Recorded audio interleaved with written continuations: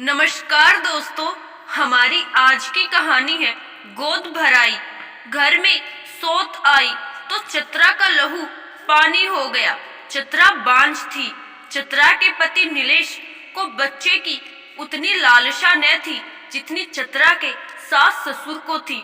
चतरा के इलाज में भी कोई कमी न रह गई थी, पर चतरा की कोख वो बंजर धरती बन गई जिसमें कीकर भी न उगे। चतरा को बच्चों से बेहद लगाव था, मात्र तब उसमें कूट कूट कर भरा था। मोहल्ले के जिस बच्चे को गोद में ले लेती वो उसी के गुण गाने लगता।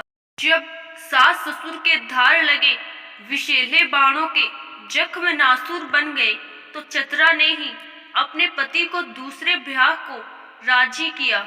मगर नित्या के घर में आने के दिन से ही चतरा गुम हो गई, और गुम भी ऐसी हुई कि मानो मुंह में जीभ ही न हो।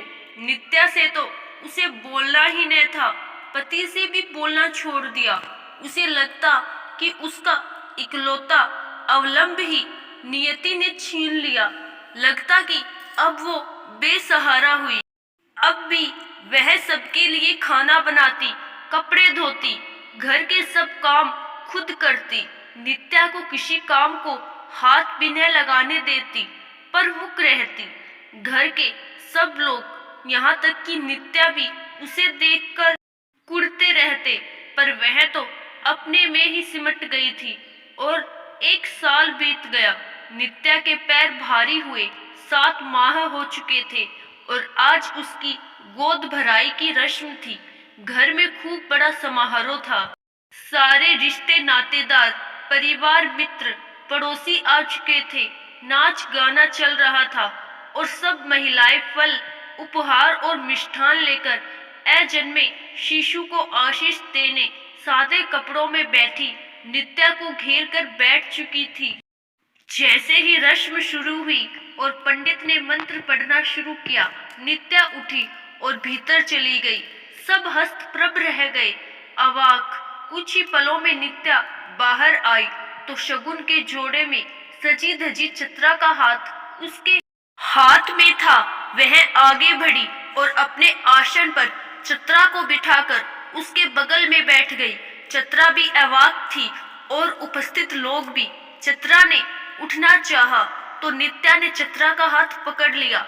बोली, दीदी, मैं आपको कोई सुख तो न दे सकी, आकर आपके हक को भी साझा कर लिया।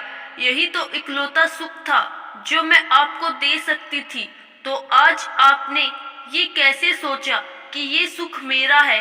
इस सुख पर आपका हक सबसे पहला और सबसे ज्यादा है। मैं तो सिर्फ जननी बनूंगी, माँ तो आप बनेंगी, तो फिर गोद भराई मेरी क्यों हो? समारोह शुरू हुआ। चतरा की गोद मिष्ठान व उपहारों से और आंखें आंसुओं से भरी हुई थी। इन आंसुओं ने न सिर्फ उसके मन का वहम धोया था, बल्कि उसे उसके शब्द भी लौटा दिए थे। आशा करती हूँ दोस्तों, आपको हमारी आज की कहानी जरूर पसंद आई होगी। धन्यवाद।